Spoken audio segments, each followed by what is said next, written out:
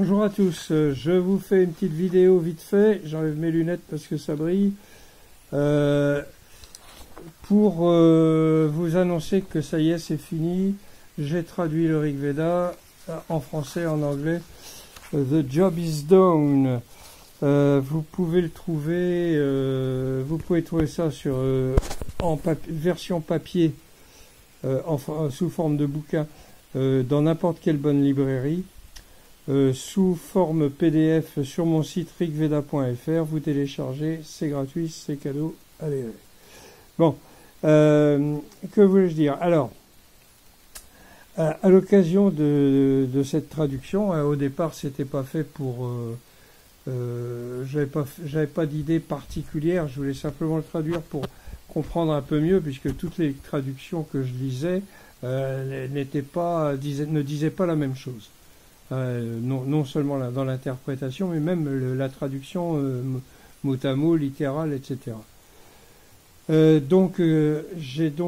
décidé de le faire, et en le faisant, je me suis aperçu que je découvrais une civilisation, c'est-à-dire la civilisation védique jeune, qui vient bien avant celle qu'on connaît, du Mahabharata, du Ramayana et tout. C'était au moins 1000 ans plus tôt. Alors voilà, c'était une civilisation qui était d'abord et essentiellement tournée vers la spiritualité. Ça ne les empêchait pas de bien vivre et d'être très prospères, mais ça s'est fait progressivement, parce que ça a duré quand même à peu près 2000 ans, d'après peut-être plus même.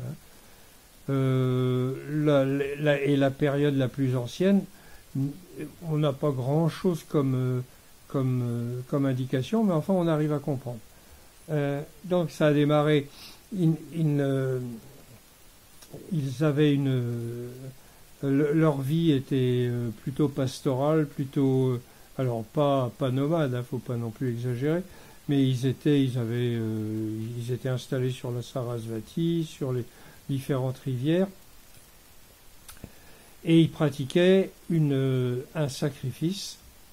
Leur cérémonie, c'était un sacrifice. Il y avait plusieurs sortes, mais un sacrifice qui consistait essentiellement à boire un liquide qui s'appelait une boisson qui s'appelait le soma.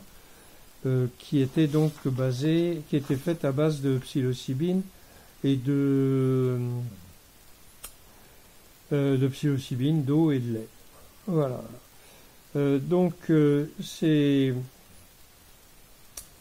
Cette civilisation, cette spiritualité qui était pratique, concrète, efficace, c'était pas du tout du blabla.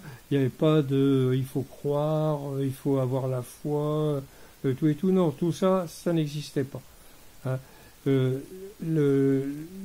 L'efficacité du sacrifice, c'était par le soma qu'on avait et la préparation de l'esprit qui durait 4 jours, faut pas oublier, pour l'agnistoma. Il y avait des sacrifices plus courts, mais au moins une fois par an, au printemps, bang, agnistoma pour tous les dirigeants. Alors voilà, oui, ce que je voulais dire, c'est ça. C'est que tous les dirigeants de la société étaient obligés de boire le soma. Alors c'était pas une corvée, c'était vraiment très agréable, mais ils devaient le faire. Et pourquoi devaient-ils le faire? Alors déjà pour eux, pour devenir des gens bien, des gens qui avaient atteint l'illumination, qui étaient des gens hautement spirituels, mais aussi ça avait une retombée sur la vie de tous les jours, parce que quand on a eu ce genre d'expérience, on n'a plus du tout envie d'aller faire la guerre, d'aller chercher des histoires, de voler, d'arnaquer les gens, tout ça. On n'a plus envie de ça. On n'a pas de mérite, si vous voulez. On n'a plus envie, puisqu'on n'a plus d'ego. C'est l'ego qui fait qui est le gros danger. C'est celui-là qui nous. On voit ça à notre époque. Il suffit de regarder la politique internationale et nationale. On a compris à n'importe quel petit député, et ça y est, il est persuadé d'être un génie. Et donc, alors ceux qui sont en haut de l'État, oh, ils se prennent pour des dieux. Donc, ouais. Bon, ben, c'était pas le cas là-bas. Hein, c'était pas du tout le cas. Ils n'avaient pas du tout envie de ça. Ils n'avaient pas non plus. Il n'y avait pas non plus de table de la loi du genre tu ne voleras pas, tu ne tueras pas, etc. Non, non, non, non. On n'en parlait pas de ça. Hein, c'est à vous de voir. Vous élevez spirituellement, donc c'est à vous de voir comment vous devez vous conduire. Et bon, évidemment, alors tout le monde ne pouvait peut-être pas, bien que dans le Rig Veda, apparemment ça marchait pour tout le monde, mais imaginons qu'on retransmette ça, qu'on reproduise ça à notre époque, il y a des tas de gens qui ne pourraient pas faire ça. Hein. Imaginez nos dirigeants, non. Ils ne pourraient pas avoir une bonne expérience. Hein.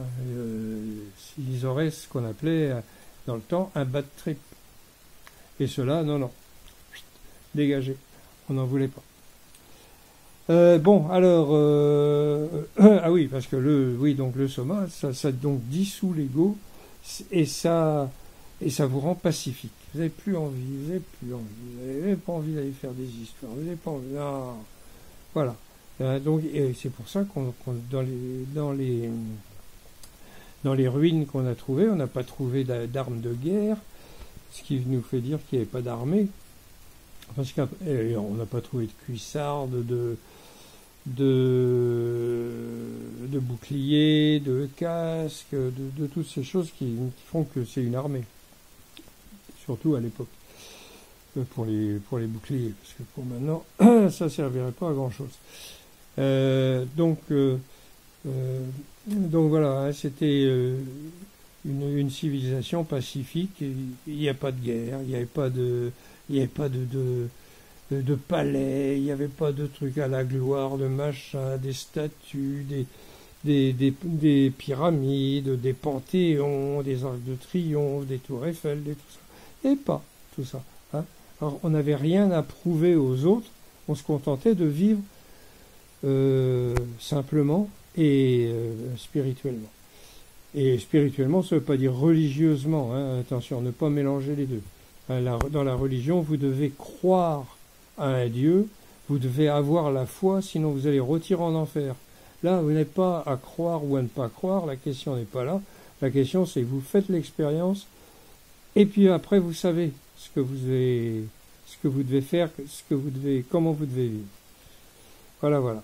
Donc, je suis très content d'avoir découvert ça. En plus, j'ai trouvé des dates et tout ça, donc on arrive à mieux comprendre. Je prépare donc un autre bouquin qui, lui, va rentrer dans les détails. Alors là, ça va être un sacré boulot. J'ai déjà commencé un peu, mais ça va prendre du temps. Donc, je vais rentrer dans les détails et je vais voir tout ce qu'on peut retirer. Bon, alors, le Rig Veda, ce n'est pas que ça. Moi, c'est surtout cette partie-là qui m'intéresse parce que j'aimerais bien vivre dans un monde qui ressemble un peu à ça. Parce que là, en ce moment, entre nous, c'est plutôt mal parti. C'est même très mal parti. Voilà, voilà. Donc, oui, alors ce que je disais, il y a autre chose. Il y a de l'astronomie, il y a tout un tas d'indications. Il y a probablement référence à à deux grandes sécheresses. Une en 2200 avant Jésus-Christ et une autre aux alentours de 6000 ans, 7000 ans. Une grande sécheresse. Et ça, il semble aussi qu'il y a eu une tempête solaire. Je viens de découvrir ça. J'en parle pas dans ma traduction, mais enfin bon, c'est normal, je n'interprète pas trop. Il y a eu une grosse tempête solaire il y a 9000 ans et que si ça nous arrivait, nous on pourrait plus rien foutre parce que ça détruit tout ce qui est électrique. Ça marche plus. Mais il y a 9000 ans, ça allait, ça dérangeait pas beaucoup. Une tempête comme ça, il y en a eu une, c'est en 1859. Il y en a eu une, 1859. Bon. Mais à l'époque, ça les dérangeait pas parce qu'ils n'avaient pas encore d'électricité. Voilà, voilà. Donc, je vous prépare ça. Je vais vous faire peut-être un petit truc encore là, tout à l'heure. Et pour l'instant, c'est ça. Allez, je vous remercie de lire. N'oubliez pas, rigveda.fr, vous allez là. Sur Facebook, il y a plein de trucs sur le Rigveda. J'ai 3 pages qui sont... donc vous tapez Rigveda et puis vous verrez bien. Et voilà. Donc, Kenavo dans l'all, salut à tous et à la prochaine.